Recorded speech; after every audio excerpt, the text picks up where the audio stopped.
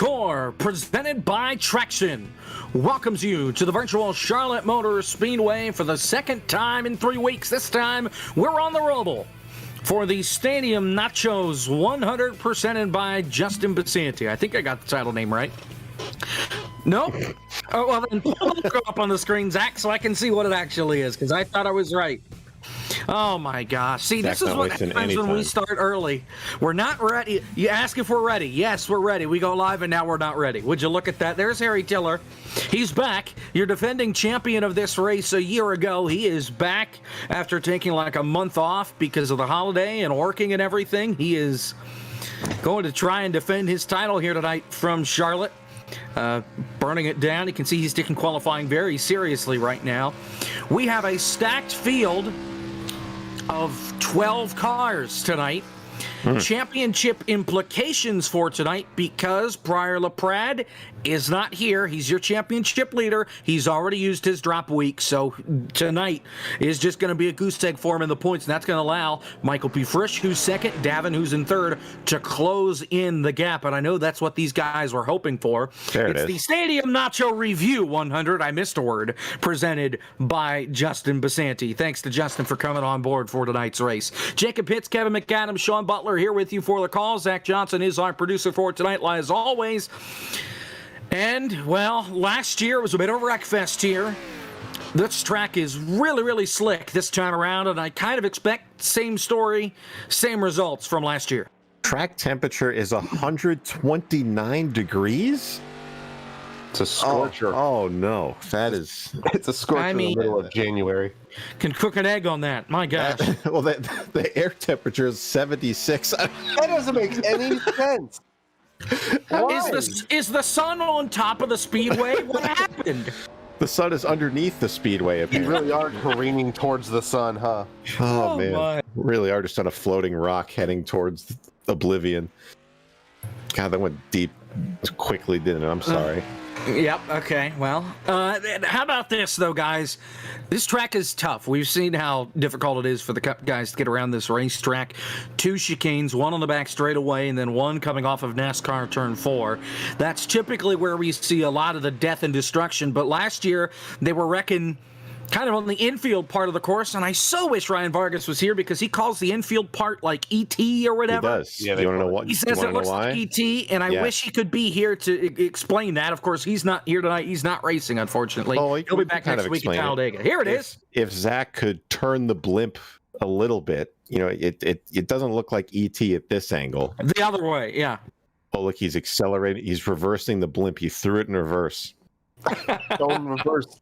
All right, so if you picture ET, the extraterrestrial, those of you old enough to know what that is, you see the infield portion, you know, you see turns 1, they got the little straightaway, and then the little straightaway that comes onto the track. Those 2 little straights are the neck, and then the actual course, you know, you got the left-hander there, and then you got the red, white, and blue painted area there. That's the head.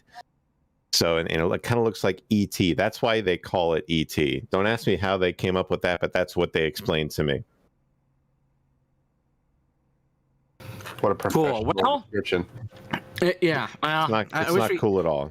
I wish we had a telestrator for a moment like that, nonetheless.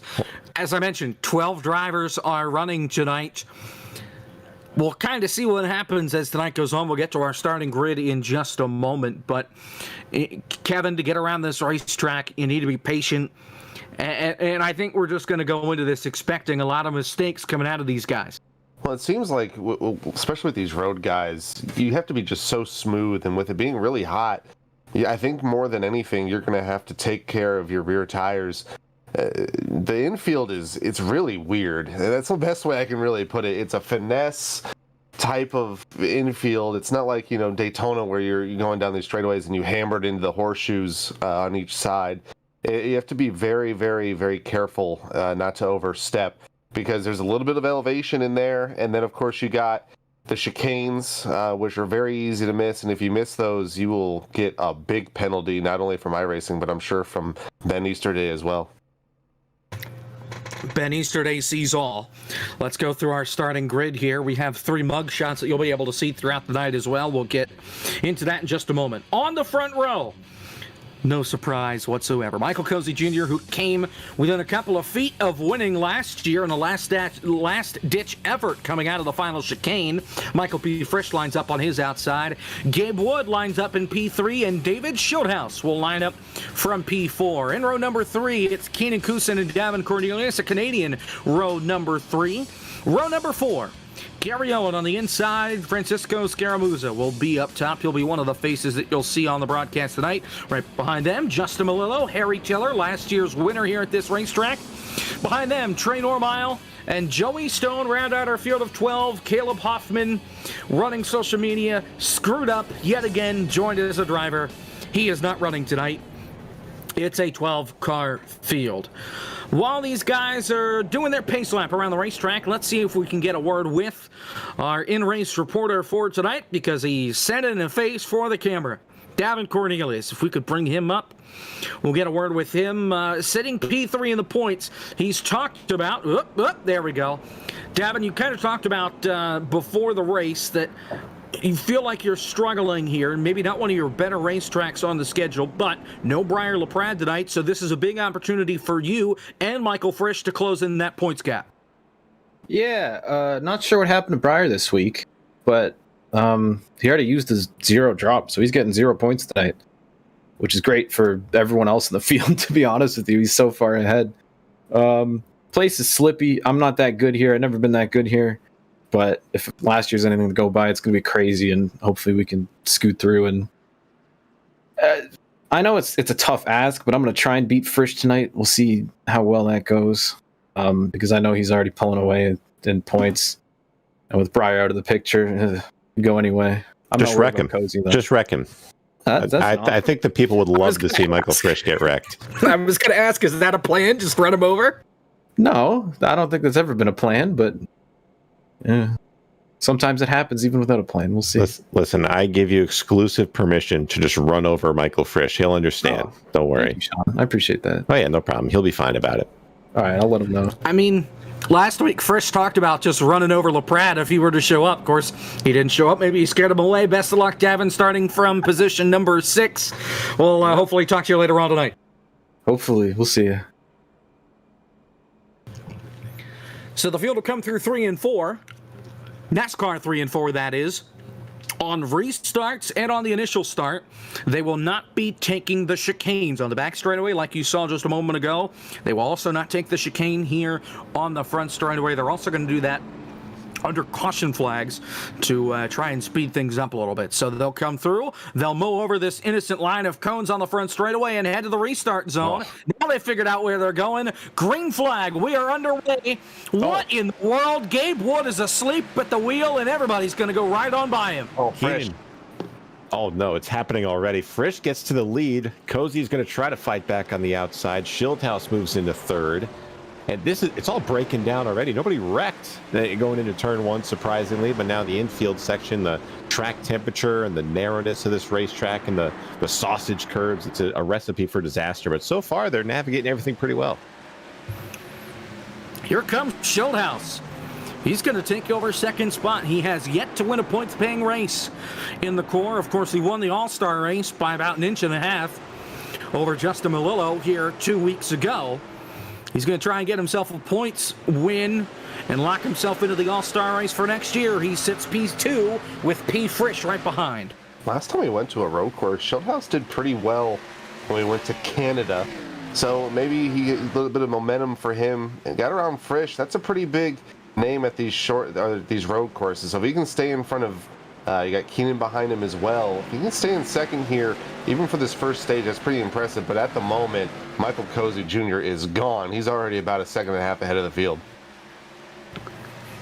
Yeah, he's out of here. And I think this is what we expected now. Last year, there were a couple of different incidents that kept him from being out in front so much. He dominated just about everywhere we went last year. This was one of the few tracks where he was not out front for the entire afternoon. He almost Chase Ellioted it going down into turn number 1. He kept it out of the wall, but he did lose a couple of spots. And then in the end was stuck chasing down Harry Tiller. And like I mentioned in the open, he almost got to him, but came up just a car length short as he was kind of taunting his teammate over the radio as we go on board with Frisch looking to the inside here, looking to the right to get by Schildhouse, and he's got it. David gives it to him easily. David knows it's a long race. Got to save the tires as best you can. But you mentioned Harry Tiller back there. He's working his way up. He started 10th, and he's already up to 6th. So +4 so far on the day for Harry. And we're only... Oh, we got Gabe just spun going into NASCAR 1 in the infield. Is that turf down there? I guess it's turf. So he's... No, didn't hit... No, it's grass. It's grass. Didn't hit anything, so he was able to keep it going, but just a little too hard on the throttle for Gabe, and that's what we were talking about, this place being slick, Jacob. It's not an easy track to, as Jordan Worth would say, navigate consistently. It looks like, looking at the replay, he bounces off, he just kisses the wall, coming out around that corner, and then he's just sideways the whole way around, and then once he gets to the banking, he hits the gas, and that thing just snaps on him as the leaders come back around through the front straightaway. Cozy will lead lap number 2 and continue to pull away. His lead is up to a second. Frisch in second, then it's Schildhouse, Kusan, and down in Cornelius, but he's under pressure from Harry Tiller. And Harry Tiller continuing to mow his way through this field, already working lap 3. He's already fighting for a top 5. Davin Cornelius trying to hold him off, but here comes Tiller on that inside line. Trouble, another one of the traction cars. That's Melillo. He'll be back in the 10th spot behind Gabe Wood. So trouble for not only Wood, but for Melillo as well. Only 3 laps in, and this field is pretty spread out. But the battle continues on for 5th as Michael Cozy Jr. still set sail loose out of that exit there, the road course. Justin tried drifting turn number 2. It failed miserably. That's what caused him to go around. He was racing Joey Stone for the 10th position. When he just sent it in there on the inside, pardon the pun, he didn't have any traction, and that thing went around. It's like he was driving on ice. I don't know what you want me to tell you. I mean, there you see, tonight. So last week it was the Dale Jr. helmet. This week it's the Kanye glasses. There we go. He knows he's on the screen. What is he got playing in the background there? What is that? It just looks like so going wide open at like Monza or something. He wrecked it. Oh no. He's watching the broadcast. See, that's what we say. You can't do that. They don't have Rusty here to, distract himself. Yeah. Now we got Justin. Of course, there is no Rusty. He's at the Chili Bowl or on his way to the Chili Bowl in Oklahoma. Lucky guy. So that's why he's not here. So I guess Justin gets to pick up the slack tonight, I guess. Keenan Kusin, though, he has caught David Schildhouse for P3. Meanwhile, just behind him, Harry Tiller's trying to get to the back bumper of Davin. We got 2 great battles here. Just inside the top 5, Harry's going to try and go the long way around on the outside, going through, back up onto the banking, and they're going to stay side by side. Bill, there's about 2 or 3 distinct battles. You got battle for 5th, battle for 3rd is now heating up with Kusan and Schildhouse, and slowly but surely that number 58, once he got around the number 20 of David Schildhouse, Michael Frisch is starting to slowly catch Michael Cozy. We might have a couple battles on our hands here, boys. We need some multicam footage, but right now we're going to focus on not only 5th, but the battle for the lead as well. We need a second producer. Yeah. Or just as a clone for Zach, one of the 2. As we continue to work through, 4 laps are complete.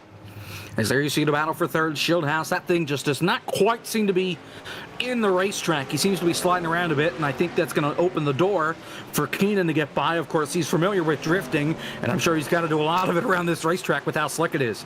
Well, it's tricky because with the track temps is what we were talking about. You want to stay, as weird as it seems, off the throttle as much as you can, or not even be full throttle if you can help it, because that's just going to eat the tires away, and it looks like... Oh, Harry Tiller just murdered a turtle. I'm sorry. He sent it in there. Way too deep on Devin. Oh, look out. On the inside. Davin up on the outside. Carries the momentum and is going to take the position back. That was not a fun infield section there for Harry Tiller. That was wild. I mean, give Davin a lot of credit for being able to hang on to this 5th position here. Harry did a good job of picking his way through the field early with ease, and now he's just come to a roadblock against Davin. That's allowed Gary Owen in that 24 car to kind of creep into the picture as well. So we got maybe a 3-car battle for 5th shaping up. What the hell is that thing? Go back to the 24. What the hell is that thing? The chain smokers are back. That's what it says on the car. Slid forward numbers are not back. Just saying. That's what it says. Send it home. There's no roof numbers on it. What? Oh, good Lord. Oh, my goodness. It just says hi. The chain smokers are back. I don't know if you knew that or not. Cool. Just ahead. He got Harry Tiller. Harry, man, he got his way through this field pretty quickly. Cannot get around Cornelius. Oh, Davin gets a little bit sideways out of the corner. That gives Harry a little bit of a run. He's going to try and throw it in again. Hits that turtle a second time in 2 laps. He's already got a little bit of right side damage because of it. And he threw it in last time here through this corner. Almost narrowly hits the cones. And they're going to start to approach the banking. And this is where you can get a run, especially with this draft here, Jake. We saw it at CTMP. You can get a run down the straightaways. No doubt about it as we go on board with Harry Tiller. As this battle for the lead is heating up as well. Frisch has caught Cozy. He's within a car length, headed to NASCAR 3 and 4. Lap traffic ahead of Justin Malillo. Malillo is still on the lead lap. He did make a pit stop after the couple of spins that we saw. He's back on pit road now. Pulled off, I think, just to get out of the way of these two. As Cozy puts down another lap. Lap 10 is the stage break, so we're already more than halfway through stage 1. And Cozy's kind of got a little distracted here. I mean, he had a sizable lead earlier on. I guess he's just got, the chain smokers are back all in his mind right now, so it's kind of distracting him. Frisch, though, doing a good job, been faster than him throughout the last couple laps here in this battle. Might finally be over. Harry finally gets around Harry Tiller, or other way around there. Wow, I can't believe I said that. Davin is going to lose the spot to Harry. There we go. I know who you are. The chain smokers are back, boys. Well, Harry Tiller is also back. It's great to have him on track once again. He sits in the P5 position, trying to get himself back up to the front and get another victory here at the Roval. I mean, this guy took just about a month off. I think his last race was Iowa, maybe. Strategy alert, guys. Justin Malillo is coming out of pit road right now. So a race-winning move. Definitely. He put himself a lap down doing it, but hey, he's got 4 fresh tires now. And that's his second stop, too. As Harry pulls away from Davin and Gary, they're going to start battling now for 6. Already snaking down the straightaway, trying to break the draft. Does Davin. He's going to throw it in here. But slowly but surely, boys, that number 58 has caught Michael Cozy. Cozy makes a little bit of a mistake through turn 2. Here they come into ET's left ear. Mm-hmm. That's what it is. Back, here comes Frisch. Cozy made a little mistake. Drag race down the back. Here they go, headed to the S's. Frisch on the inside. Cozy goes out into the grass. Got the left front tires out there. A little bit of a crossover as they head down. Frisch gets the lead. We'll see how long he can keep it. Coming to 2 laps to go in stage 1. As they come out of turn number 8, this is NASCAR turn 1, and Frisch already with about a half a second lead on Cozy. So I don't know if Cozy maybe overdid the tires a little bit. He's usually, oh man, we got the 85 off the track. Raw Gator is not having fun down there. Where is that? That's coming to turn 8 right there. I don't know if it's in the budget. We can get a replay or not from Zach. He's got enough on his plate already, but nonetheless, a lot of self spins so far earlier in this race. Here we go. So coming into turn 5, just overcooks it, gets in the grass. Oh. Yep. So I'm surprised. Is that a penalty? Is that wall riding? I don't think so. Circuit Superstars. Pits are closed here, 2 to go in the stage. I'm really surprised. We saw this a lot last year, especially early on, and we haven't seen it at all thus far. Coming down to the front stretch chicane, these guys have a habit of dipping the left front wheels into the grass. Mm-hmm. You do that under braking, and you're pretty much driving on ice, and you're likely going to spin the car around. I'm really surprised nobody has spun it there because we saw it a lot last year. It's also kind of a risk reward, because if you can dip your tires, it's basically just a strip of turf.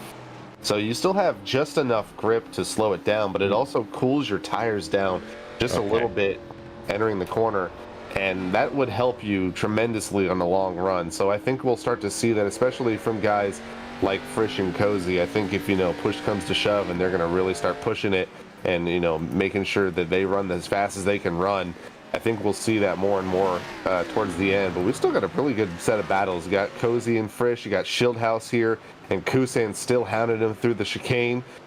And it looks like Schildhaus made a little bit of a mistake. Here comes Kusan into turn 3, or NASCAR 3.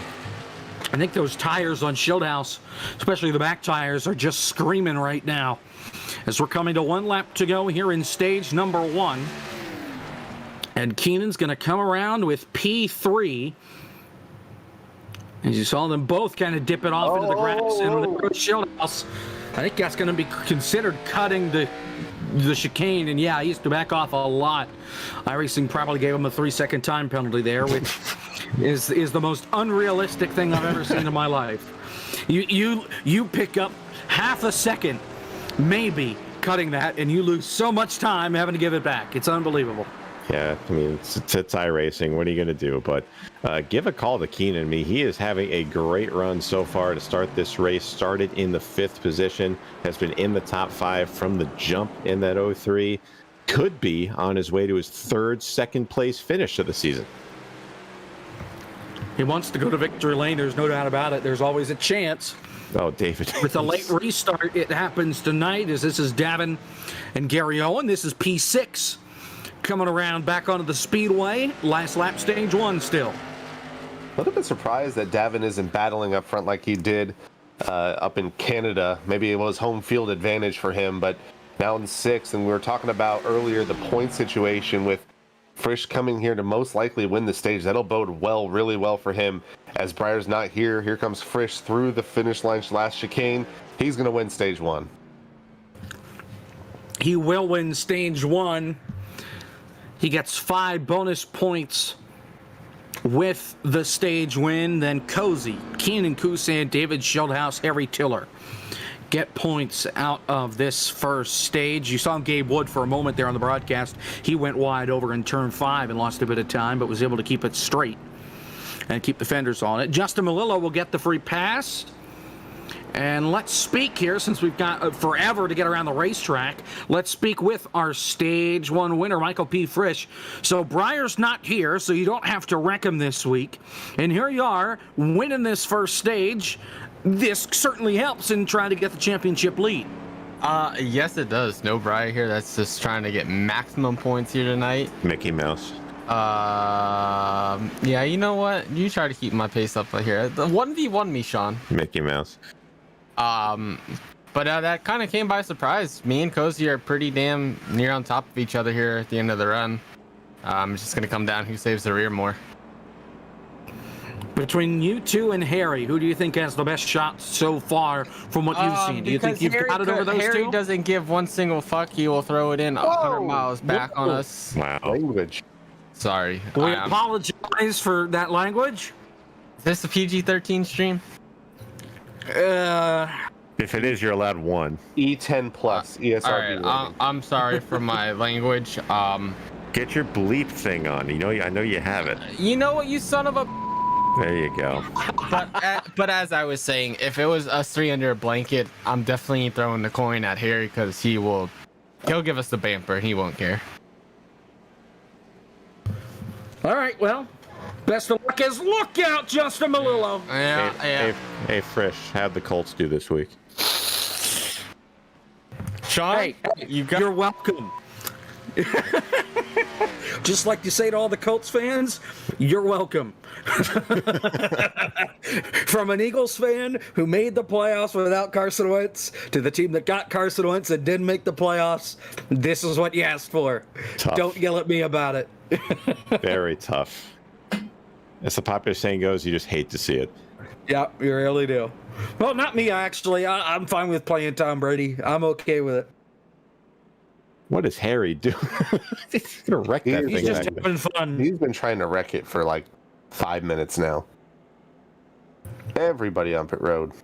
Yeah, I don't think anybody's going to even think about staying out here. Maybe Even Justin. Well, Justin's already pitted twice. If he does, he's just asking for a caution right out of the gate. He's just now exiting the road course infield, so Yep. I don't know if he's gonna have a choice if he wants to pit or not. There's that barrel wall gap there again. I'd love to see that. Yeah. Zach, can I have a request? Can we get a live cam look at Justin right now? He says 1 second. Unbelievable. What kind of producer just says 1 second? What are you doing other than producing? I still love how that speed logo is just there. There he was. 1 second. All right, so Cozy stayed for an extra 5 seconds in the box. He comes out P6. It's Frisch, Keenan, Schildhouse, Davin, Gary Owen, your top 5. Then it's Gary, that's Cozy, Cisco, Joey Stone, Gabe Wood, Trey Normal, the top 10. Harry Tiller, I don't know how it's possible. He had the fastest pit stop out of everybody and came out P last. What? His time on pit road was the quickest out of everybody. In total, a 39.1. He comes out last, unless he...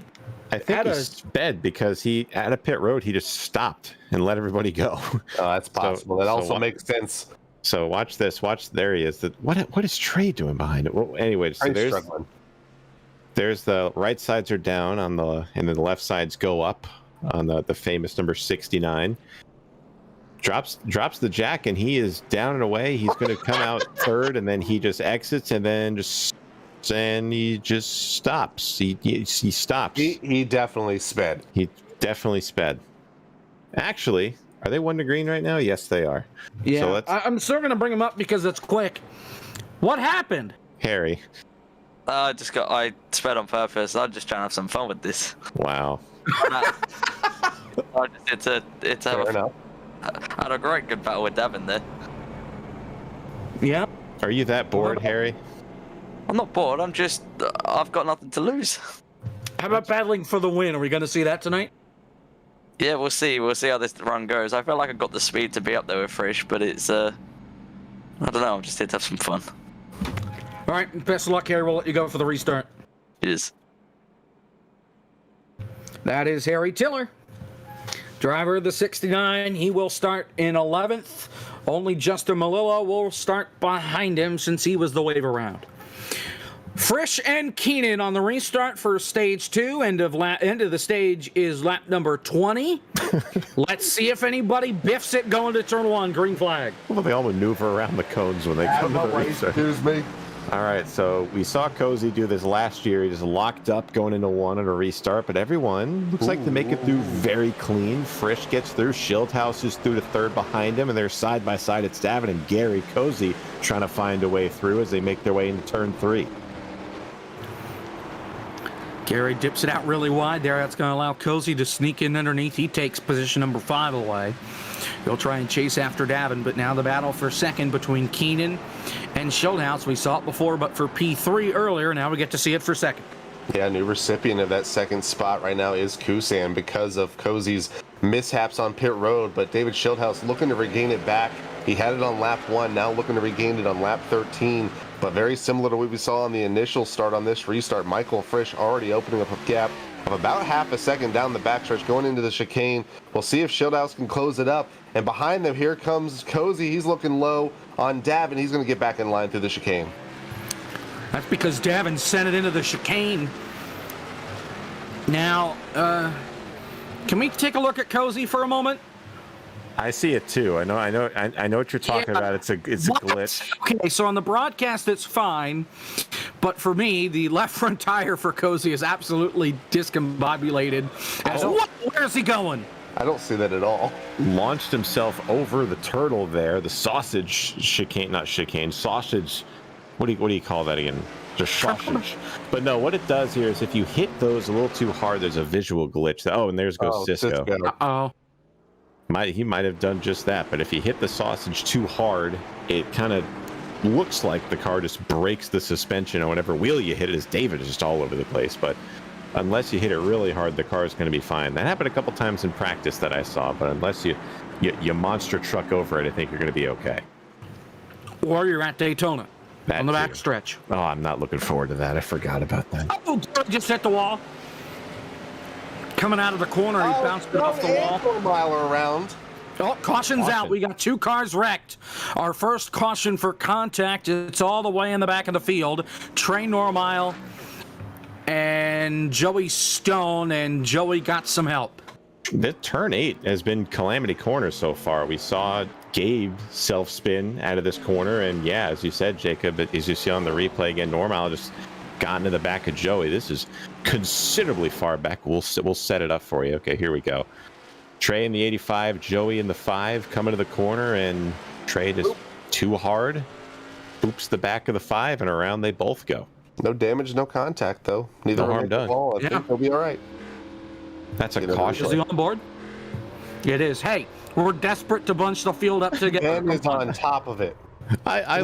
We gotta build excitement somehow, and I think Ben can agree. With this little cars, you gotta do what you gotta do. It's just funny to me just seeing like occasional angles, like you have cars battling, they're in a big group, and then you see Justin Malillo just in the distance somewhere just by himself. He's just out there, man. He's just there. I feel bad for Joey, though. I feel like he just gets wrapped up in some type of calamity every week, not of his doing. So it's a streak you don't want to have. Well, caution's out. We'll have a restart with, I think, 5 to go in the stage. Caution's out. Yeah. Correct. Did you know the caution's out? Caution's Just out. making sure. Yep. Okay.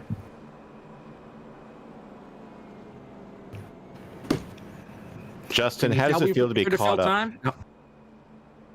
What? How does it feel to be caught up to everybody? I haven't felt that all race, so I'll let you know when we go green again. You're still not caught up to everybody? Yeah. He's almost there. Oh, You pitted on the last restart. Why did you do that? Well, I tried to pit on the caution, but I would have gotten a 53-second penalty, and I didn't want that because I would have fallen a lap down. So I decided to just catch up and then pit on the restart. That's unfortunate, but You would have cleared it. Ben's right there. He would have cleared it for you. well, It's because he had, I didn't want to bother him. shortened the restart. Okay, now I have to ask you too, what is that on your monitor behind you? Like, is that some random...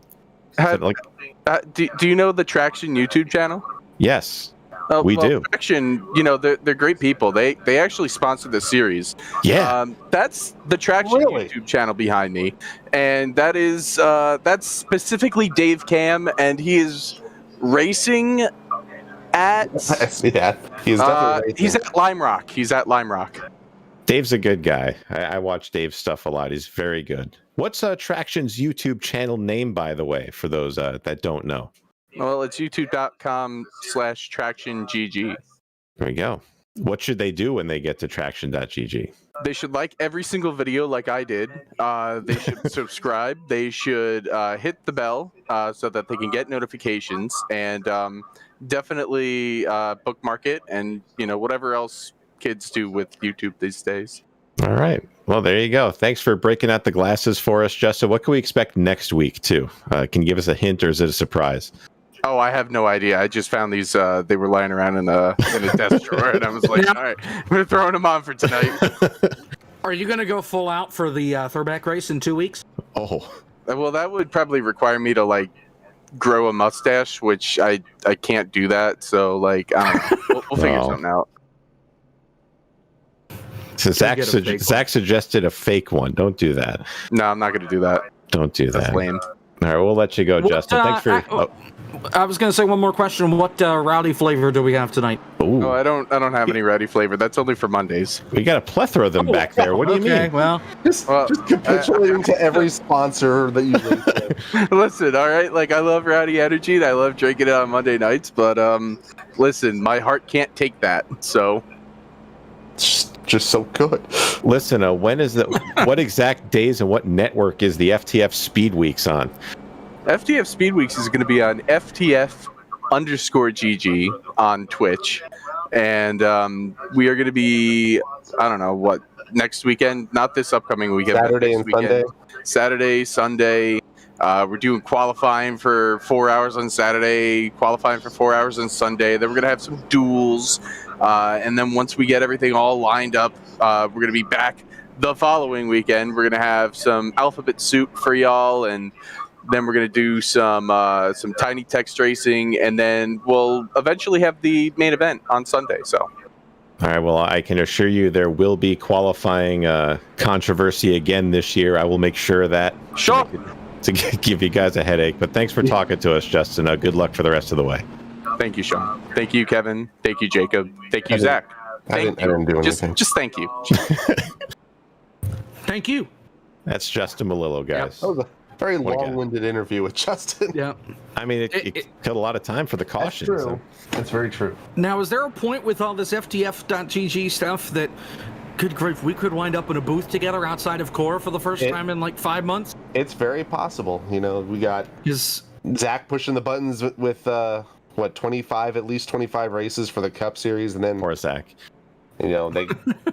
I don't know what they're doing with this Winstill situation, but that's also coming up on FTF_GG. They're doing their 400 A lot miler. of good stuff coming up. Big races coming Good up. time to be a race fan. Chili Bowl going on right now. I'm very jealous of Rusty that he's there, but Yeah, the iRacing 24 a week from tomorrow.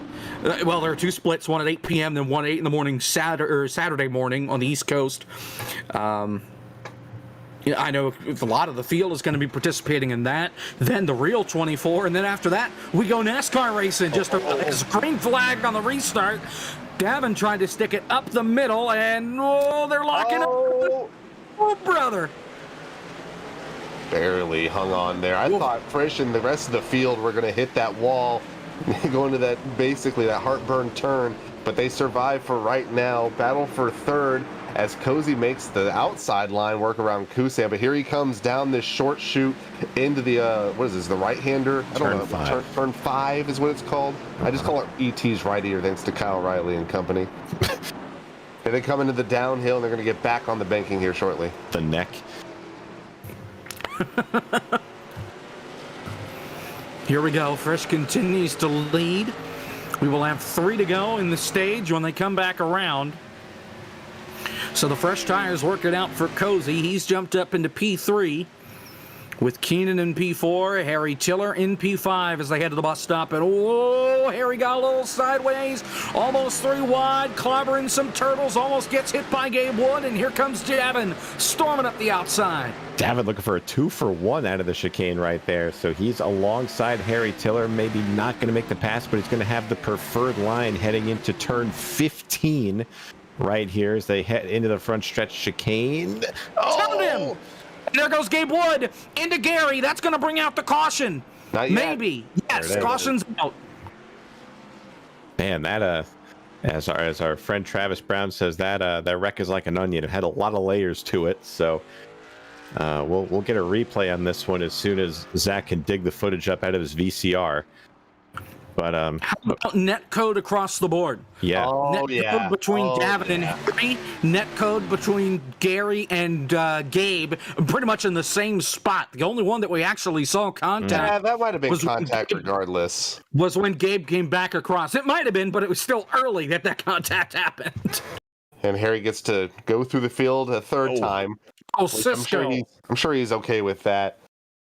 But it's good to see these guys being aggressive, trying to get some last lap positions before the stage, and go on board with Cisco here. See what he sees. Front row seat to this. He's got to dodge. There's everything happening, and there's Gary. That was tight. Justin Malillo making a pass. You haven't seen that a whole lot today, but there it is. I mean, he passed the field when he was a lap down. It is true. Kind of didn't have a choice, though. Once again, though, I don't think these guys got any damage, so I think they'll be all okay. I'm sure it's not really that big of a deal here. Michael Frisch still commanding the field. Unfortunately. It is, it looks like we... Is this it? Is this the stage? Because they're going to be coming to the line. Well, if they shorten it, we'll have a 1-lap shootout. Ben, is this the stage? That is the stage. Cool. So Frisch sweeps the stages. Why? And yeah. We don't have to talk to him again, do we? We don't have to. Who do we want to talk to instead? Okay, good.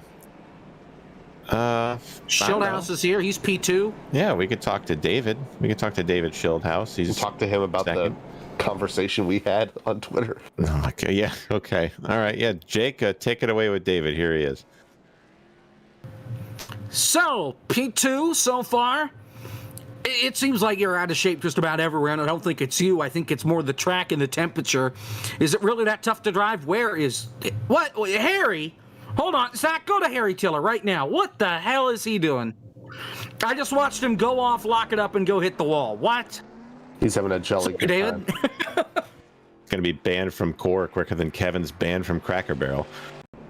Wow. Hi, gentlemen. How we doing? No, I'm out of shape everywhere because I'm garbage at this type of stuff. Like, I'm bad at this. So that's why I look out of shape. Although Keenan and I had a pretty nifty tussle there in stage 1. I'm just not that good. Like, I'm trying to be good, but Cozy and Frisch and Harry are far better than I am.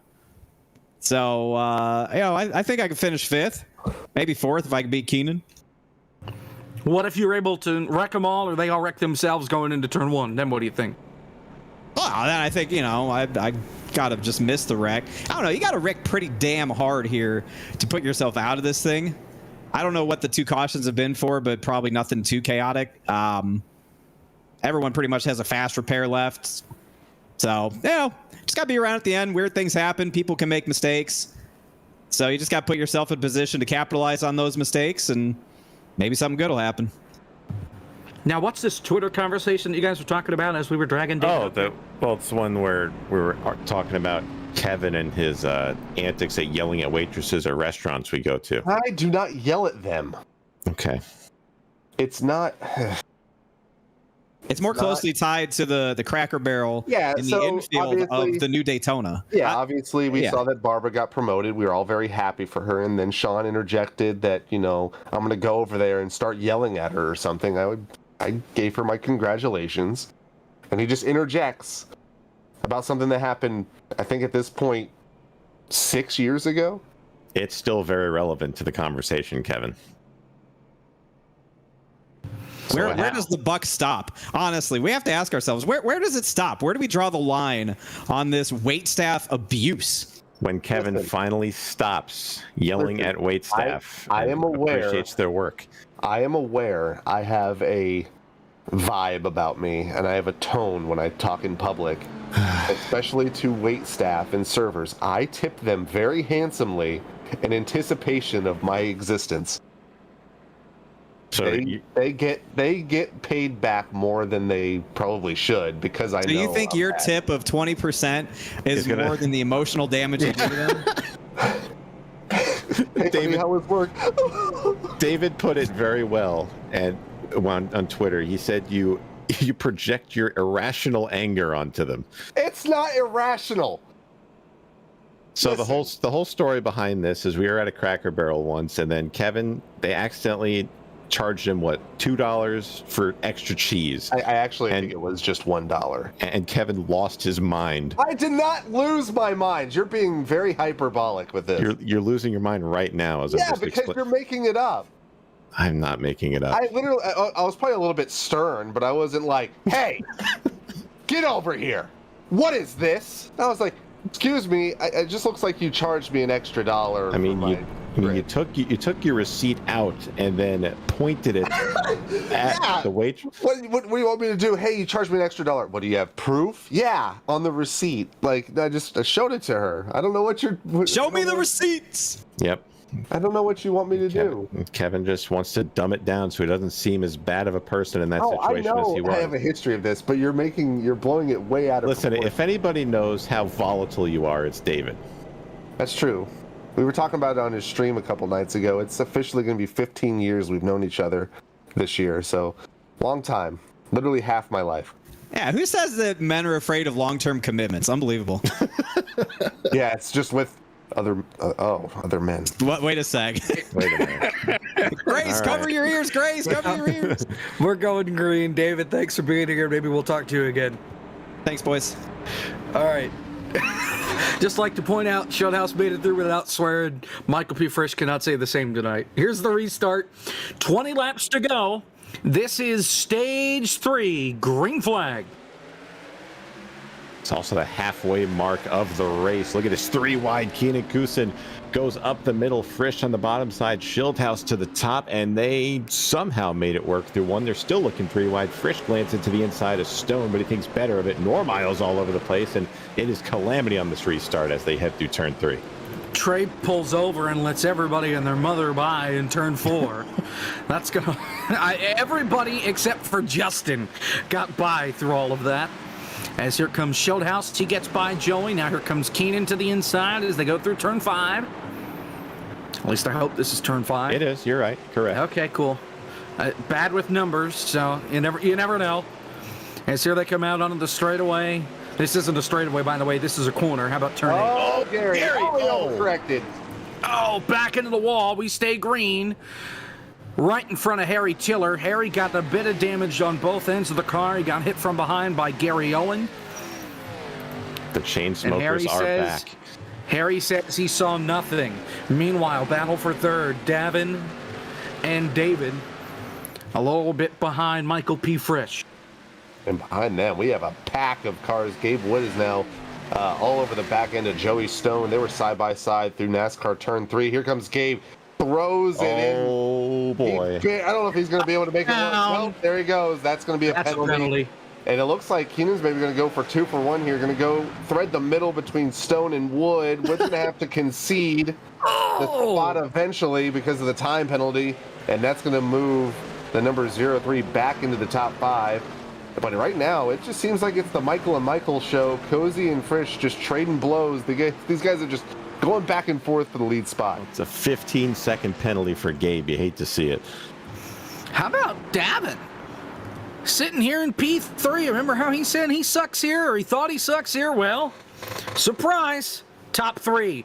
If he can get to Frisch, I think that's exactly what he could ask for as he makes the bobble. Of course, commentators curse. Why wouldn't it show up now? I was about to say, if Davin has a piece of wood anywhere around him or something, I would be knocking on it right now after Jake says that. But as you said, good run so far. There he is. I don't. There's a look at the shit. Look at him. He's got this down. Easy on the wheel movements. Nothing too egregious. Very smooth. And the force feedback from the steering wheel makes it look like he has a motion rig because everything shakes on his desk. We've all been there. Those Logitech wheels will do that. Well, he's got a Thrustmaster, but you know. No. I mean, all those other than that, can do it. Right. You put a direct drive on that thing, it'll break in half. Oh, boy. Cisco and Harry and Cisco's just going to cut the chicane and say, I'm not taking that corner. Bite me. Curious about Trey's mindset. So we backed out through turn 2, kind of like a self-preservation move. There's Cisco. But he's made his way back through the field. Cisco Scaramouza, a couple positions behind these two in front of him. He's in 10th of 12. Okay, I've got a question. What's with the pedal back there? I was going to say, what is he using as pedals if the pedals are behind him? Is that the broken ones? Yeah. From Daytona, we've come. I thought that was at the iRacing. Did he salvage it from the headquarters and bring it home? We'll have to ask him at the next caution. I mean, it only has 2 pedals on it. Maybe he's using that for the F1 car, and that's really it. Maybe. Questions need to be answered by the end of this race. Oh, Cozy. Oh, man. Oh, brother. He overdrove the chicane bad, and that's going to allow Frisch to close the gap. And he's down at least under a second. He was 1.2 seconds back last time by. We'll see what the margin is now. He's around. Again. This is in the chicane on the back straightaway. Oh, this is self-inflicted. And, yeah, he missed the corner, hit the curbs, and instead of turning back the other way, just kept turning left. Mm-hmm. That's better than what we've seen earlier. People just trying to self-correct right in the middle of the field. You throwing shade, Kevin? No. Okay. So I think there's a distinct strategy here at the front of the field. Michael Frisch, in these races, we've seen him just go into ultra saving mode, and I think that's what he's doing right now. The pace he was showing, Davin. He could have easily been, just mixing it up with Frisch, but I think he wants to keep his tires on that car as much as possible. But I think the Jake, I think the broadcaster's curse is starting to catch up with Davin. He's looking a little out of shape. Oh, trouble, Justin Malillo. Uh-oh. Somebody. Yeah, okay, no, Malillo just absolutely drifted it into turn number 1. You need a replay of that now. Oh, he's saved I it. thought he was going to wind up in the tires, and then I was like, wait, he's driving straight. Okay, he's just having fun. No, I say he's maybe got a training session from Blake Reynolds, because Blake loves to do that. Oh God, this is early. What? This is about a lap ago. I think it's the. Yep. I think you can't see out of those glasses. I mean, it's, Yeah, maybe you should take them off. Oh my! Although that's not really a. Here's the- This is what I saw. yeah, that's what Jake saw. And Wait until he does it again. So he locked the left front up going into 1, then he just tiptoes it through 2, and into 3, just whips it in there. Whee!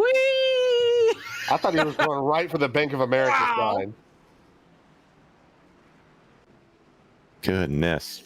Getting ready to join those Assetto Corsa boys doing the. How about battle for P3? Shieldhouse bobbles it. Davin gets his run up on the high side, kept his foot in it, and hangs on for now as it steps out off the corner.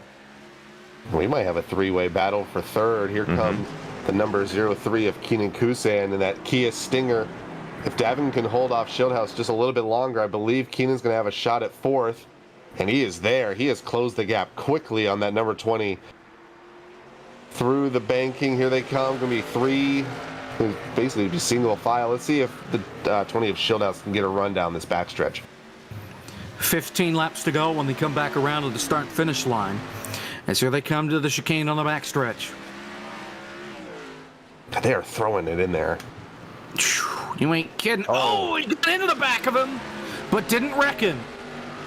Heck, this might be a 4-car battle for this spot. Gabe Wood is creeping up on these guys slowly but surely, and the more they get to battling, that might allow him to catch him. Cozy's pulled it out again by about 0.8 of a second over Cozy. So you were giving me a hard time. I haven't made the mistake yet. All Just right. the same thing. At least they're both named Michael. It's close. Your comparison earlier was like Here Eden and comes Harry or something.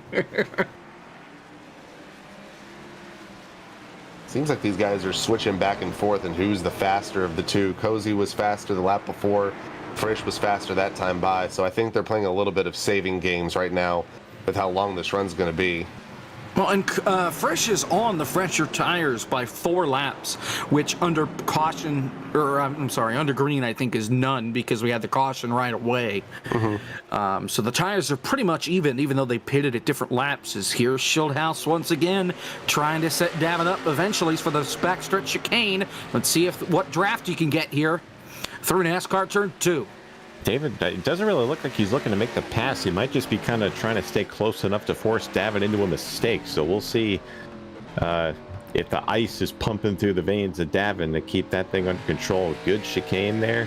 Shieldhouse, another good one. They get so close to that inside wall coming out of that left-hander. They put a little distance on Keenan as well. So maybe these guys starting to settle down a little bit here as they make their way down into the front stretch chicane. Let's see, as we were talking about earlier, kind of getting the left side tires into the grass there, and clean corner for all 3 drivers. And Gabe is catching these guys too, man. Justin, oh man. Here comes Keenan to the inside of David. Oh, he's almost going to wreck him through turn 1. David fights back on the outside and takes the spot back. And that might have cost both of them some time, as here comes Gabe Wood in that 50 car. And like you said, Sean, it's going to be a 4-car battle now for the top 3, or for the last podium spot for third. Here comes Shieldhouse once again down this short chute. He gets a big run into the corner. He sends it in there. He's all over the back end of that 77. Let's see if he can set himself up for turn 7. No, slow, makes a big mistake. And here comes Keenan to capitalize. So Malillo has a meatball flag. He's already used his fast repair, so that could be the end of the night for him, depending on how much damage is on that race car. As here they come through NASCAR Turn 2. Frisch has closed the gap in a little bit. Last time by it was 0.2 faster. Here comes David looking to the inside on Davin into the chicane. Oh boy. Made it work around the outside. David to P3. What a pass by David. That term in NASCAR is outbrake the other guy, and David did just that.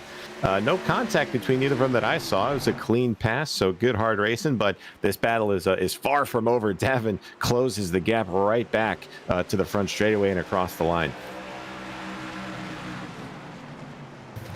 Back into one. Oh, Davin sent it way deep and is going to lose time on exit and almost spin it. What a save. They almost slapped the wall through 1 and 2, and that's going to allow Schildhaus to get away from this 4th through 6th battle now. Maybe not set his sight on 1st and 2nd. Oh, Joey Stone's in the pits. We've got pit stops. Gary Owen is there as well. I think this is a strategy to try and make it to the end. They're going to have to pit again for fuel and for tires. As we are closing in now with just 13 laps to go. And Michael P. Frisch is 3 car lengths back on Cozy. We're still looking at this battle for the 4th position now, so it's getting a little bit heated up. But as you guys were saying, Michael Frisch put a lot of time on Cozy through the chicane back there as Zach is asleep at the producer wheel. He's going to have a shot here through the chicane. There we go. I mean, Cozy butchered the chicane that last time, and that allowed Frisch to get right up to the back bumper. And only we saw it. Yep. And you guys didn't. Zach is laughing. What this? Gavin pitting. Gabe Wood pitting. Harry Tiller is on pit road. Good job, Zach.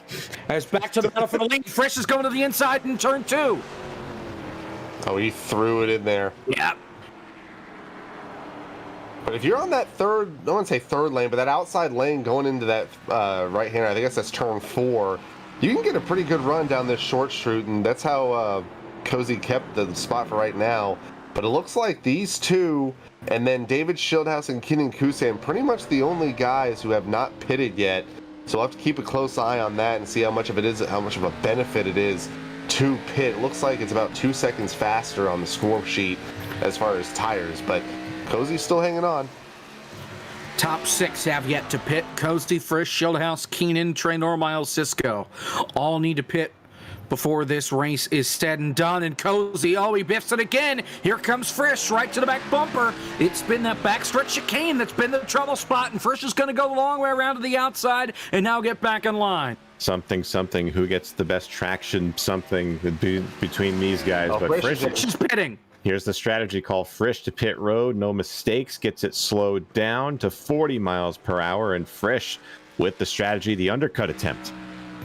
Keenan also pitting. Schildhaus stays out. Trey Normile just got to turn 3. Let's see what he does. Looks like he is going to stay out. As will Cisco. No, Cisco's going to pit. So that will temporarily bring Trey, barring that these guys get out in front of him, into the 2nd spot. Cozy, our leader, waiting to pit. And he's got to come in this time. We'll have to see if he just makes the decision to come in now. He was already on the older tires, barely. It wasn't really that long, but we'll see if he comes in now. And looking, like I said, at the score sheet, it's about 2 or 3 seconds, especially as this run has continued. He ran a 125.0. These guys were running 122s at the start of the run, so he may be way behind Frisch if he doesn't pit here. Yeah. This is going to be interesting here to see when these guys decide to pit. Because, I mean, Cozy's tires, remember, he did not pit at the stage break, so his tires are older and they're a little more worn out. He has to come in here. There's no way he stays out more. Let's see what the call is. Here he comes. No mistakes. Got to get it to 40 at the cones. Think he got it. Cozy was a lot more aggressive. He was. That might be. You guys say that's not a big deal. It could mean the difference here, getting onto pit road. So in and out of pit road, let's see Frisch. If I could look at my calculator, he was Frisch, 39.7. 39.7 for Frisch. So if Cozy could use that aggressive entrance to his advantage and get out a lot quicker, this could be the race. Here comes Frisch. Frisch is in the front stretch chicane right now, as Cozy still's got 4 seconds left on his pit stop at least. There goes Frisch. Oh, this is going to be close. So Cozy with the faster pit time, but Frisch is going to come out with the lead by more than a second. About 1.5. So he was about half a second behind him. Now he's about 1.3 seconds ahead. About 1.6 second difference. And I think the biggest difference was not only the tires, but I think, you know, it almost equalized a little bit. I think if Cozy didn't bring it in as aggressively as he did, he might have been well over 2 seconds back. Well, how about this? Looking at how things panned out, Frisch's pit stop in the time in the box was half a second quicker than Cozy. And Cozy came out 0.3 quicker overall. So that means Cozy almost made up a full second getting onto pit road. That's unbelievable. The term hot pitting is very relevant in this situation because he was not at the line at 40. He was definitely not at the line at 40. No, he was not, but he was able to get himself down to where it could have been 40 when he got to the line, when he slowed down enough. But whew. There is a little wiggle room in iRacing if you know how to work it on pit road, and Cozy knows that as well, and he was able to take advantage of that. So, but still, Frisch able to get the lead, and by the looks of this, he's going to try to check out, and we are well under 10 to go now. Yeah, 9 laps to go as the pressure's on these two, and we saw Cozy have to do something similar, except he had more traffic to go through to get to the race leader last year. He had to get by Keenan Kusan, as well as a couple of others, to get in a shot to get to Harry. So we'll see how this plays out for him to get to Frisch, considering there's no traffic between them. It's all free real estate. Now, if caution comes out, that's really going to screw everything up. About a 1.1 second gap between our two Michaels, first and second. Meanwhile, been looking at this battle between Harry Tiller and Davin Cornelius. You can go back, Zach. It's okay. I was paying attention. That's currently for. That was currently for fourth. Now we got a battle back here for ninth. Now we're not even talking about that. Back to Harry Tiller and Davin Cornelius. Davin's still doing a pretty good job of playing defense. He was as high as third position, and Harry was as far back as 11th. And he's made his way through the field once again, so he's back in the top 5. Cozy is driving like he's on fire. He picked up quicker. 0.2. He's down inside 0.7 of a second for the gap for the lead. He is slamming each turtle about as hard as he can without killing the suspension on that race car. He is a-coming. Oh, Trey Normile around. That's in 3 and 4. We say he hit something very hard. Oh, it's him and Cisco. That was that brief battle between him and Cisco. Oh, he got on the apron and nailed it. Watch this. So here's... You can't do that. There's no grip down there. Wham! Why is he on the apron? Trey. The apron is like NASCAR heat. There's no grip. You run down there, you will die. That destroyed that car. Yeah. Front end suspension's killed. He still has his faster pair, so that's what that's going to get used towards. And whoa, Cozy. Look at this battle. But he's still half a second, coming to 7 to go. This might be interesting here, boys. So Cozy's been putting down some flyers, but the big question here is that chewing his tires up? You know, the tires can get very hot when you overcook them, especially at a road course, and track temp of 118 degrees now. So it's anything but cool out here at the track, but Cozy trying to make a late run at it. There's the track temp now. It's down 10 degrees from the start of the race, at least, so that's good. Oh, we've got a cloud over the speedway. I think that's part of the problem. It's been fluctuating. It has. Pretty crazy. I don't know why, but it's been as low as 115. It's been as high as 128. It's been all over the place, but like you said, Sean, he's going to have to worry about his tire heat. Another thing to worry about with Frisch is, with Cozy behind him, 1 lap newer tires on Cozy's sake. So, I mean, there are cliffs, there are plateaus with these tire models. And if Cozy doesn't hit it, but Frisch does with maybe 2 or 1 to go, it could spell trouble for the 58. When you got to think, too, maybe people are thinking, well, 1 lap new tires isn't all that much. You got to remember there's 17 turns around this track. So he's got 17 less turns on his tires than Frisch does, and that does add up. So we'll see if it makes a difference. But look at Davin. Here comes Oh, Harry. here are we. There we go. Thank you, Zach. We're just gonna give Zach a hard time for no reason again.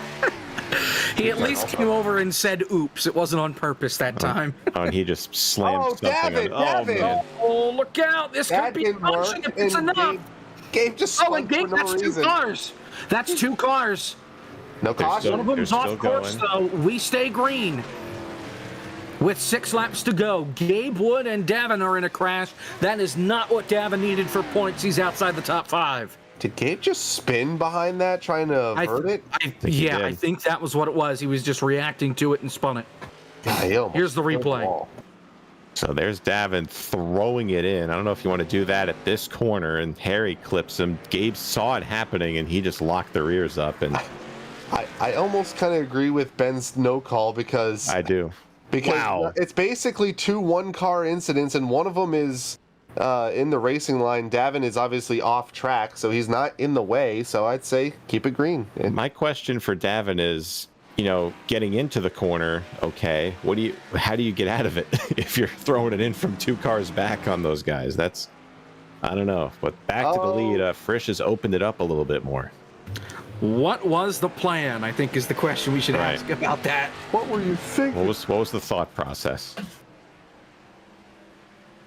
But I think this is what we were talking about, Kevin. The tire heat for Cozy. He's been slipping and sliding a lot more the last couple of laps. I think it's starting to catch up with him. It's still not over, but Frisch is just holding a pretty wheel, and Cozy's fighting it for all it's worth as we wind down here.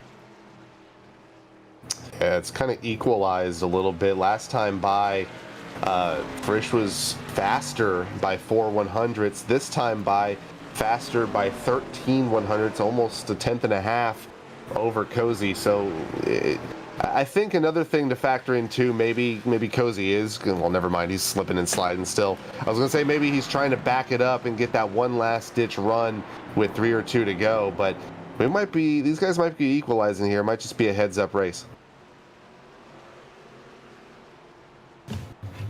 Just gonna have to wait and see as we're inside 5 laps to go. Looks like the infield is the worst part for Cozy. And once he hits the chicanes and the rest of the racetrack is where he kind of reels in Frisch. So this thing's not over yet. As long as he doesn't lose too much on the infield, he could pull something that he did last year. So we've got trouble again, I think. No, somebody just locked him up. Trey. Oh no, Trey wrecked it again. He's back on pit road. He just towed it. We stay green. As he is now a lap down. Did the same thing not Gabe doing- did. He locked up going into the backstretch chicane and spun it. So that's marks the end of Trey's night. But Jake, this battle's starting to heat Whoa. up. Keenan throws it into the chicane. How did he keep that car straight there? Drift master, but here comes Harry. I'll get back on the track. We saw how the apron didn't work earlier. He's smart enough to get out of it and just wait for another moment. He could even try it in the chicane as long as he didn't lose too much momentum. And last time by, Harry, which one was ahead of the other? I couldn't, for the life of me, can't remember. I guess I'll find out here at the line. But, yeah, Keenan was ahead, and Harry's been playing catch-up. But good Catch up. catch-up, yes, and maybe mustard. Heinz or Hunts? Dukes. Watch your mouth. Oh my gosh. All right, well. Normal, he's gone home. He's done for the night. As, whoa, Davin's sliding in again. Gabe Wood to his outside.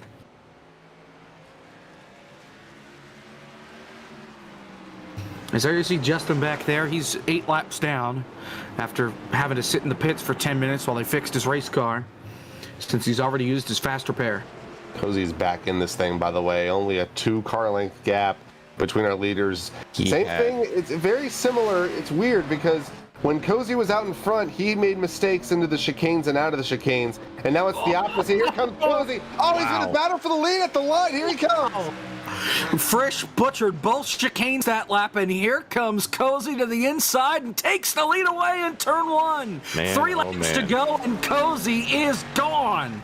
Absolutely clutch 2 chicanes by Cozy. As Kevin mentioned, he got through the backstretch chicane, made up a whole bunch of time, then made up the other half on the front stretch chicane. So now let's see what Frisch can do. So we saw Cozy in this clutch situation. He got the job done. Let's see if Frisch can reel him back in and give it another shot.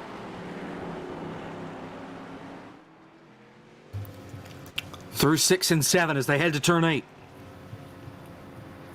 Cozy could not win this race last year, even though he came up oh so close. The way they came across the line that last time by is about how the finish went a year ago. As we have 2 laps to go, and I wonder if Frisch has just melted off the tires on that thing. Well, now the roles have been reversed. Now Cozy is the rabbit in the dog battle through the chicane. Good chicane by Frisch. Yeah, it's like I said. I think these guys are using each other almost as a gauge. How far can I take it in there? How far can I, really throw it in and be aggressive? And I think right now these guys are just so evenly matched that they can kind of one another. And once again, not as good of a chicane exit. And here comes Frisch once again, all over the back end of Cozy. 2 laps to go. As there's Harry Tiller. I think Cozy just hit the wall. I think Harry's broke. Go back to Harry. I think he's broke. I don't think just for how off pace he seems. It really seemed like he caught something hard. He's running P5 right now. Let's see. Battling with Keenan, and Keenan just came over the radio. I think there was some contact. No, Harry just biffed it. Nearly kind of ran him a little wide there, and Keenan came over the comms and said, just need these points. Well, and that's fair, because Keenan is in the top 5 in points, fighting for everything he's got. They're still all over each other for the lead here. So both had a very good infield section. Now we saw the last couple of laps. This is how Cozy got the lead. He got 2 perfect chicanes. Let's see what Frisch can do. Throws it in. He sent it in. Closes right back to the bumper of Cozy. Both evenly matched. Back on the gas. Cozy a little bit better. Cozy got the better from that time. Got the quote-unquote traction again out of the chicane. And that added a couple of tenths to that lead now. All right, here we go. Coming to the white flag. Michael P. Frisch is going to have one last gap. As Davin was battling Gabe Wood. Davin spins it. We stay green last lap. That's a big blow for the points. Going into the infield for the final time, Cozy about a 4-car length lead, about a half a second over Frisch. 1 lap older tires on the 58 Ford Fusion. Does he have enough in the tank to maybe out-talent the number 99? Both Road to Pro qualifying series drivers, both just giving it their all as they go through the infield. Coming around to turn 5. The gap is just about half a second. Frisch might want to get a little closer if he wants to have a shot, and he does get a little bit closer. Down to turn 7. And now over to turn 8, up to the high banks for the last time. This is probably the closest Frisch has been. A bit of a bubble from Cozy. Here they come down the back. And Frisch got a great exit going into NASCAR 1 and 2. Will he use the draft? He has closed up the last couple of laps into the final chicane. Let's see how far he sends it. Closes the gap a little bit. Gets to the rear bumper. Now who's going to get the traction? Frisch gets to the right-hand corner better. Who's going to have the exit? And Frisch looking at the outside coming to the line. Here they come through NASCAR 3 and 4, the last couple of corners. Here at the Charlotte Roval, we've got the chicane left. How deep does Frisch send it? On his back bumper, looks to the inside. He's there. Hits the curb. Cozy gets pushed wide. He wrecks him. And it race to the line. Cozy wins the Roval. What a finish! There was contact, and Cozy hit the curbs, got kicked back over into Frisch. Frisch would have had it otherwise, and Cozy brings it across the line to win at the Charlotte Roval. Racing redemption at his hands. Here's the battle for P4 into the last chicane. This is Keenan and Harry. Harry going to send it from a mile back, and he's going to miss. Keenan gets P4. Swing and a miss from Harry Tiller. Wow, what a finish. I'll just say what Michael Frisch just said. That's just hard racing. What a finish. That was incredible. We need multiple replays of that, producers back whenever we get a chance to do that. But man, that is the best Roval finish I think I've ever seen on iRacing. That is great. 2 great drivers going at it, pro caliber drivers, as you guys were talking about. But this is where the money was made. A great exit off the backstretch chicane by Frisch. Uses a little bit of draft through the corners to set this up, and he had to be ambitious on the brakes here. How he got this to stick, I don't even know. Hops the curb. Cozy just hops the curb as well, and neither one of those guys, I'm sure if the roles were reversed, Frisch would do the same exact thing that Cozy did. But great call by Frisch earlier. That's just hard racing, and that is one hell of a finish, boys. Well, and it's tough where Frisch was at and where Cozy was at. Frisch pushed Cozy wide. Cozy didn't want to run over him, so he had to hit the Turtles, and the Turtles bounced him back over into Frisch on exit. So there was nothing these guys could have done. Frisch played it perfectly, and Cozy just hitting the bumps. It kicked him out to the outside, and that's where Frisch was. He almost had it saved, but Frisch lost too much speed and couldn't get the power down. I think Cozy would have liked to give it back if at all possible, because I don't think he thinks he should have won that race, but he's got it, and he's got another win on the season. Well, I cannot get over how this finish happened. But, I mean, if you're Frisch, that's what you have to do. You have to take the line away from Cozy and force him to make a mistake. And unfortunately, that mistake sent Frisch around and slowed his momentum just enough for Cozy to get back across the line. The wall kind of playing the assist for him and getting back straight. And that Logitech G Altis 99 going to burn it down here after the win tonight at the Roval. Let's run through the finishing results. Michael Cozy Jr. wins, and what a burnout just doing circles. Thanks, Cozy. Okay, well, it's P. Frisch in second. You don't get to see where they started, but oh wow, who cares? Gabe Wood finishes, no. That's crap. That is not there correct. There we go. I was going to say, there's no way. David Schildhouse finishes third, so we get to talk to our top three in Cozy, Frisch, and Schildhouse in a moment. Keenan Kusan so close to another top three here at the Roval. He finishes P4. Harry Tiller rebounds to finish in P5. Then it's Gabe Wood, Gary Owen, Cisco Scaramouza with a top 10. Davin Cornelius, he needed a good night. He did not get a good night tonight. Joey Stone finishes inside the top 10. Then it's Trey Normile and Justin Malillo, your top 12. The whole line of cars this week finished on one sheet. Please, let's have more than 12 next week at Talladega. Please, I'm begging you.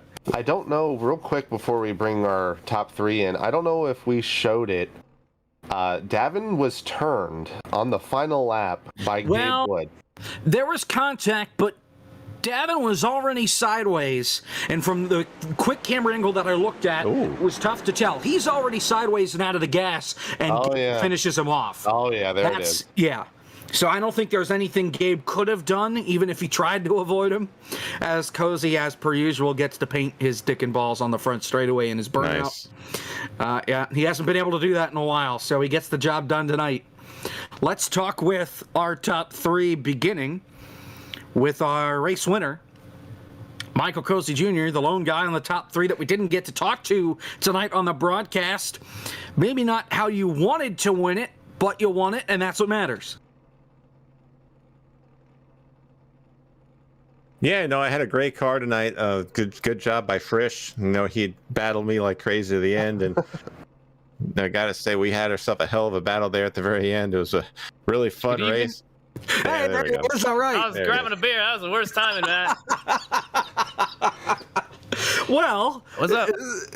So that last lap, maybe not how you wanted to win, but you were able to win nonetheless. Yeah, I don't feel good about it. Frisch seemed to be all right. I apologize to him. I just I knew it wasn't going to get clean. And then last chicane there, I wish I would have just pulled away, and then we wouldn't have had that. But yeah, I mean, I've been a part of a couple finishes down there that every single one of them has gotten just like that. So it's good to come out on the winning side. But it was a really good battle, no matter what. Frisch certainly made me earn it.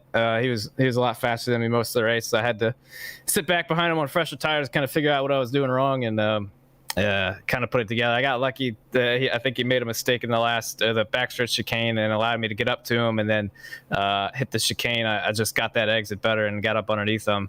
It's so hard to pass here. I was so surprised I even got by him, but I tried to throw it away, but not quite.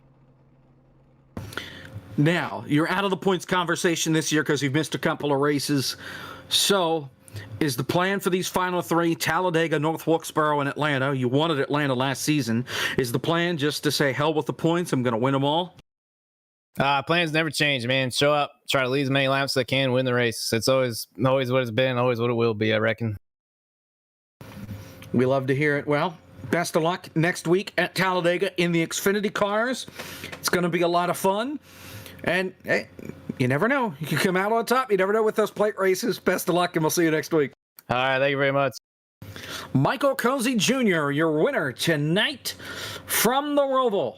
P2, Michael P. Frisch, standing by with Sean Butler. Fitting that I get to talk to Michael Frisch, my arch nemesis in this series, but got to put the beef aside, man. That was an absolute hell of a race to the very end. You're able to reel Cozy in there, pass him, and then the exciting finish to get this thing wrapped up. So take us what you were thinking, what was going through your mind through those last couple of laps here as they came down to the end.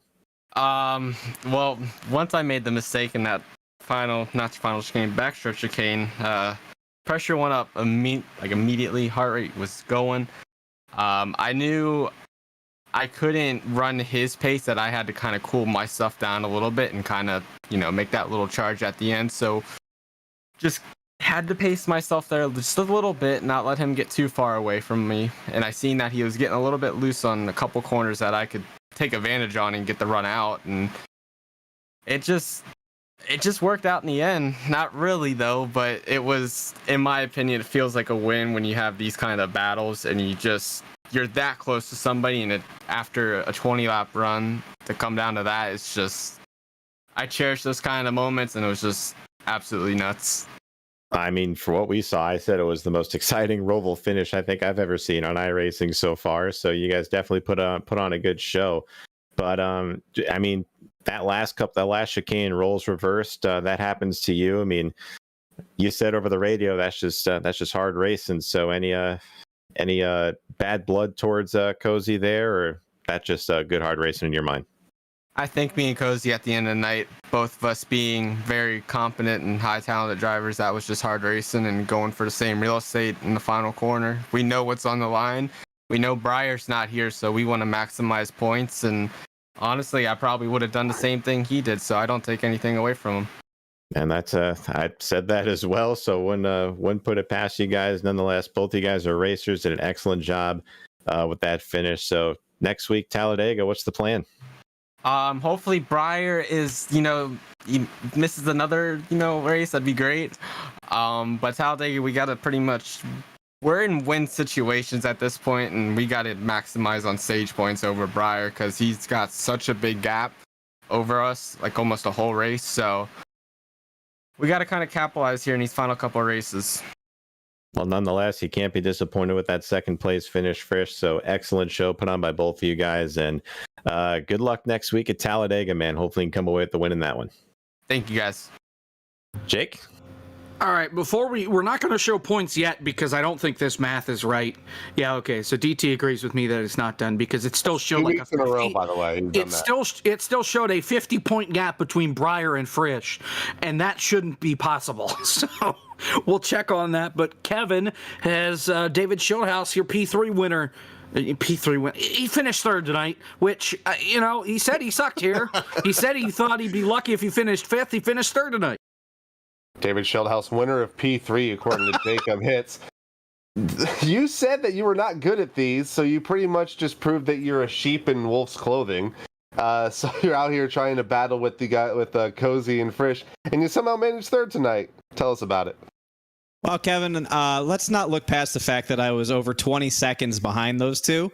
So I'm the best non-Michael, and I guess I'm the best of the rest. Those two are aliens. So for my skill set, I always say rule number one of road course racing is keep the car on the track. And if you can do that, you're going to increase your chances of a good finish. So that's what I did. I really just committed to that, had some good battles, but I'm happy with P3. I feel like I overachieved tonight. I know Harry got tangled up with Davin at one point. Harry had plenty of speed, won this event last season, and Keenan and I were pretty close on pace. So to beat both of them through whatever circumstances and get a podium, I feel good about that. Well, we were remarking in the booth tonight just how slick the track was, and it seemed like, and I don't know if you maybe felt it in the car, the track temperature fluctuated tonight. Did it seem like the, getting over the edge, that limit, did it kind of fluctuate throughout the night, or was it pretty much just, this is just slick and hard to drive everywhere? On fresh tires, you had a little more forgiving of a slip, just because you have more grip with the tires. But as the tires wore, for me and the way that I drove, I could start to feel a real significant loss of rear grip after about 7 or 8 laps. And in the third stage, I ran different gears through the infield and the backstretch chicane. So that helped the rear grip stay on a little bit longer. I tried to be smooth. But yeah, I think just overall, it's kind of like what we saw last week at Homestead, where we were struggling for grip a lot. And it was really the case here at the Roval as well. These ARCA cars are very sensitive, very throttle sensitive. And I think it was just on display more tonight. It really put it in the driver's hands. I like it when it's in the driver's hands. That's when you really see the talent rise up. And we saw a hell of a display from those two Michaels. That was pretty impressive what they did. I think the whole field, despite only 12 of you guys, put on a show for us and the audience. I think everyone is going to walk away from this happy with the result. Well, we shift gears. Well, we don't shift gears. We're going to Talladega. You talk about showcasing talent. That's a whole different ball game. And we're running the Xfinity car next week. How do you think you'll fare next week at Talladega? I feel pretty confident. You know, I always like a good super speedway race. Hopefully we get a nice sized field as well. That'll make it more fun. But yeah, well, you gotta contend with the guys who are really good at super speedways. Frisch, Cozy, I'm sure Breyer will be there, and everybody has a really good chance when we go to that type of track. You know, I think previous experience always plays a factor. Moon car experience plays a factor, and any other time you can jump into a speedway with a bunch of folk, you get just a sense, especially of avoiding wrecks. But that package, we're going to be in a huge pack the whole time. There's no getting away from anybody. 3 wide is going to be the norm. So, you know, come down to green flag pit stop execution if we get that, and eventually just putting yourself in the right position to win or get lucky and get your way through the big wreck. So for me, I'm hoping to put the number 20 car in a position to win, get a core win in the regular season to match that all-star win, and I'll feel real good about that. Would not surprise me if we saw that 20 in victory lane next week. Good luck next week and the rest of the season, David. It's been a fun time talking to you tonight, and we'll see you the rest of the year. Thank you, Kevin. I appreciate that. Big shout out to everybody at Advanced GG, Gamer Advantage, Respawn Products, Thrustmaster, Next Level Racing, and everyone at twitch.tv/Schildhouse. Put on a good little show for him tonight, despite being awful at road course racing. Thank you. Jake, back to you. All right, so we already did points, right? Or no, we didn't do points yet. Nope. We were No rating points. so after David. So it's a 2-point ball game between LaPrade and Frisch. How about this? LaPrade has 3 wins compared to Frisch's 1, and it's a 2-point race. Cozy jumped 5 spots with the win tonight. Wow.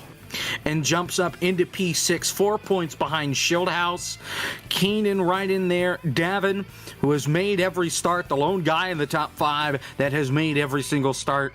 He sits about 40 points or so behind Breyer. So he needs some colossal mistakes out of the top 2 if he wants to get himself in the playoff conversation. And finally, tonight, we talked with Cisco Scaramuzza. We talked about this during the broadcast, and we never had a caution in that final stage to actually talk with him and figure out what the hell is going on. So, okay, we have a question. Okay. You're out driving on the racetrack. We cut to you on the camera. How in the world are you driving if there's a set of Fanatec pedals behind you in the shot? Because I have 2 pedal sets. What? Okay. So back when I used to actually drive, like 10 years ago at this point, I got a set of Fanatec Club Sport V3s from my team manager and have had them for years and years and years and years and years. But when I ordered this new wheel that I have now, the Fanatec Direct Drive, it comes with a pedal set. So, yeah. So I don't need that one because it's only a gas and a brake. So, whereas the Club Sports have all 3. So, yeah. That's sorry guys, there's not much more. I mean, I can now show you know the rest of the story. Yeah, I was going to say. There. See, they're right there. There they are. Hey, that's what I have. Hey, me too. Look at that. Look at that fanciness. Fanciness. Yeah, sorry guys. Nothing interesting there. I'm glad we stayed live for 3 more minutes just for that, right? I was hoping to hear the headquarters had an extra set of them, and I just took them. Don't tell anybody. Well, the initial thought was that the set that you broke back at Daytona, but that was back in the office, not at home. So Yeah. And what's hilarious is, so I'm probably going to be here this week and next week, and then I'm moving. So I'm going to have a different background for the third time this year.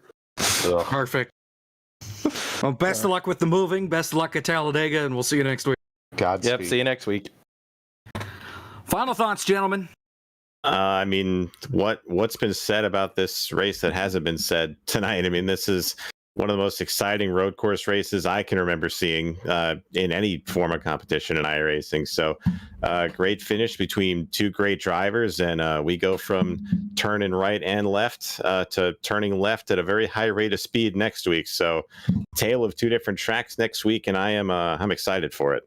I think we talked about this at where the hell were we last week? Homestead. Yep. Going to be 4 different disciplines. You go from the 1.5 mile to the Roval, which is just its own monster, to Talladega, and I think the 2 we saw tonight, I would say are the favorites. Just going to put that out there. I feel like Cozy and Frisch are the guys to beat once again, and I think Breyer is going to have to worry about that with his point lead. But then, we go from Talladega to North Wilkesboro. So this is not over yet from a championship perspective, and I think the switch to the Xfinity car should be really interesting. Cars will be able to be pushed and bumped, and, I think they're going to be a lot more aggressive than they've been allowed to with the ARCA car. I think it'll be a lot of fun.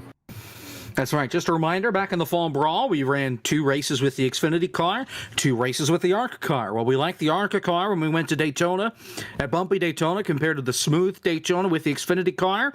We decided to compromise, make everything the ARCA car, except for Talladega. That gets the Xfinity car. That's the only race that we are running that'll have the different cars. We're back to the ARCA cars for the throwback race at North Wilkesboro and to wrap things up in Atlanta in 3 weeks. So next week, we are with the Xfinity cars. It's going to be a lot of fun. I can't wait for next week. The plate tracks are always a favorite of mine, no matter where we go. And, I mean, normally it depends on what car we go in. If we go in the Gen 6, I hope I'm not in the broadcast booth or anywhere near it. But with the Xfinity cars, with the trucks, it's always a lot of fun. And with the ARCA cars, we saw a whale of a race last year. Raja Karuth won the race last year. Remember when he was still here?